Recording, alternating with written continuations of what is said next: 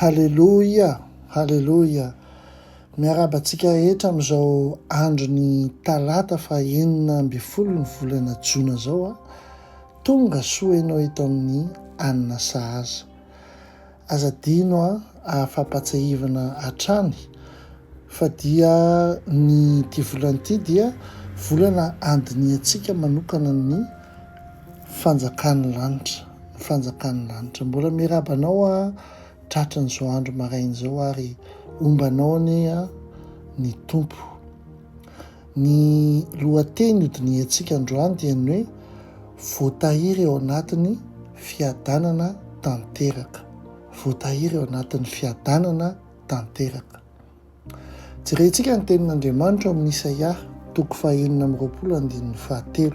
Isaia 4:7 izay milaza toy izao: ny saina tsy miovaova dia arovanao ao anatin'ny fiadanana tanteraka satria mahatoky anao izy. Amen. Aveko, ny saina tsy miovaova dia arovanao ao anatin'ny fiadanana tanteraka satria mahatoky anao izy. Amen. Eto Isaia zany dia tsy nampanantena hoe fiainana tsy misy tafio-drivotra, fa kosany nampanantena saina voatahiry izy ao anatin'ny fiadanana tanteraka na dia eo anivon'ny tafio-drivotra aza. Amen. Ny teny Hebreo ilazana ny atao hoe fiadanana tanteraka eto dia ny hoe shalom, shalom. Zany hoe raha midika teny Hebreo zany jerentsika dia hoe io shalom shalom io ny hoe fiadanana tanteraka. Teny indroa zany io, fanamafisana.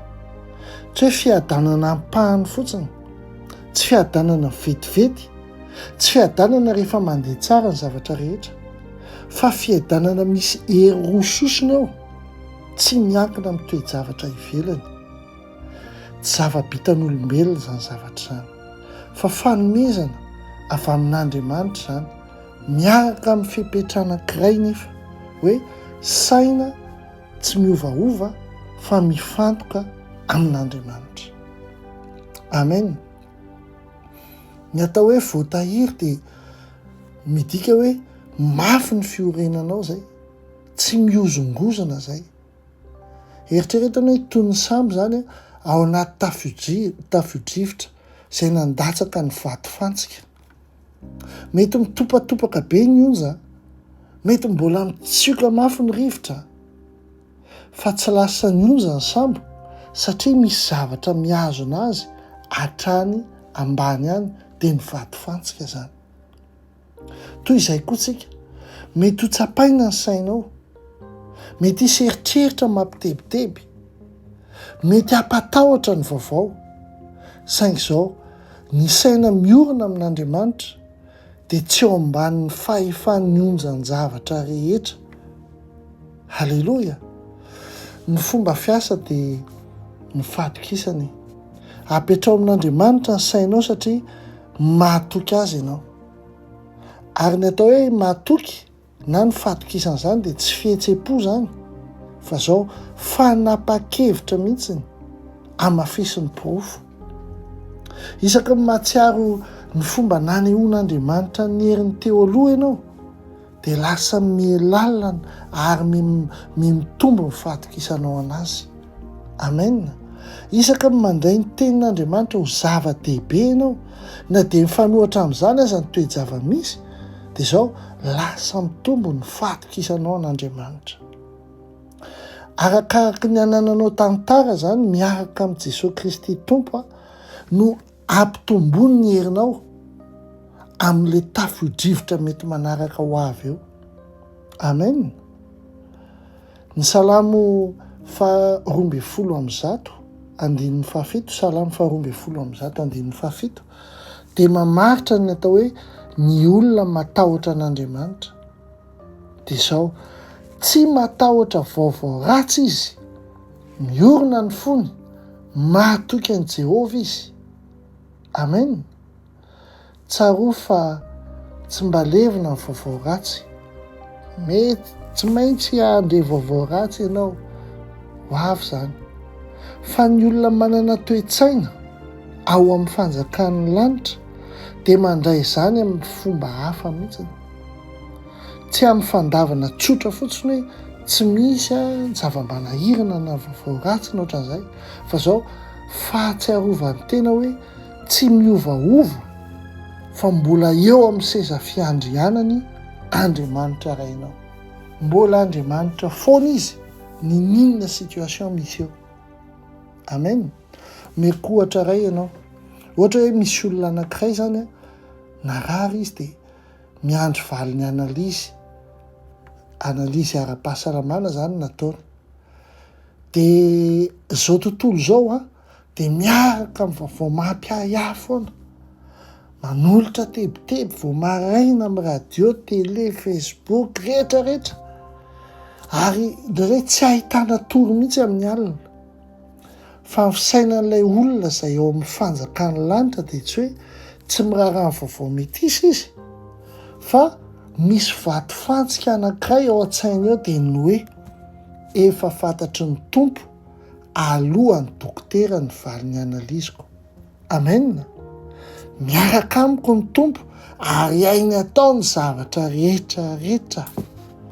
Dia izao lasa mitombo ny finoana sy fahendrena ao anatin'ilay olona miteny an'izay satria manana vato fantsika izy, dia izao ny saina tsy miovaova fa matoky an'Andriamanina izy. Amen. Ahoana ny ampiaranao an'izany eo amin'ny fiainanao? Soraty amin'ny toerana iray izay hitanao azy inibetsaka, izany hoe izay tena eo amin'ilay ahitanao an'izay soratra izay foana. Soraty ny Isaia 49:7. Dia isaky miakatra ny tebiteby dia maka enda kely, dia vakio ny tenin'Andriamanitra hoe ny saina tsy miovaova dia arovanao ao anatin'ny fiadanana tanteraka satria mahatoky anao izy. Amen. Zay ny ao amin'ny Isaia 49:7. Dia avy eo lazainao hoe mifikitra aminao ny saiko tompo. Amen. Hoe mifikitra aminao ny saiko tompo. Amen. Raha ataonao zany dia ho hitanao fa na dia ao anatin'ny tafio-drivotra azy na dia misy situation manahirana azy dia manana ny fiadanana tanteraka ianao satria mahatoky an' Jehovah ianao. Raha mbola misy anarana foana ny olana, raha mbola misy anarana foana ny tafio-drivotra, raha mbola misy anarana foana ny zava-misy, dia izao mbola manana Andriamanitra amboniny zany anarana rehetra zany tsika. Alleluia. Jesosy Kristy ny anarany. Taontsika hivavaka. Ray oka ho vato fantsika an'io aho. Tompo, rehefa mavesatra ny vaovao ary te hiodina ny saiko, avereno aminao aho Jesosy aho. Mametraka ny eritreritro amin'ny antsaram-ponao aho. Mametraka ny eritreritro amin'ny herinao ary mahatoky anao tanteraka aho. Tazomy ao anatin'ny ty fiadanana shalom shalom, erososina ty aho Tompo. Na sarotra aza, na mety ho sarotra aza ny zava-misy, na ny toe-javatra misy aho, dia tsy atahotra aho satria manana anao Andriamanitra, manana anao Ray. Misaotra anao aho satria tsy andao ahy ianao ary tsy afoy ahy ianao. Amin'ny anara-maherin' Jesosy Kristy, miaraka amin'ny herin'ny fanahy masina. Amen. Amen. Raha nakasika anao zany teny zany dia manasa anao hizaran'izany amin'ny namanao, amin'ny olona fantatrao dia omba n'Andriamanitra ny ianao ary eny tokoa fahasoavana sy famindrapony anaraka anao amin'ny andro rehetra iainanao ary toetra andro lava ohatran'i Jehovah ianao. Ampitiavana be dia be ihany Dr Rina Telesphore.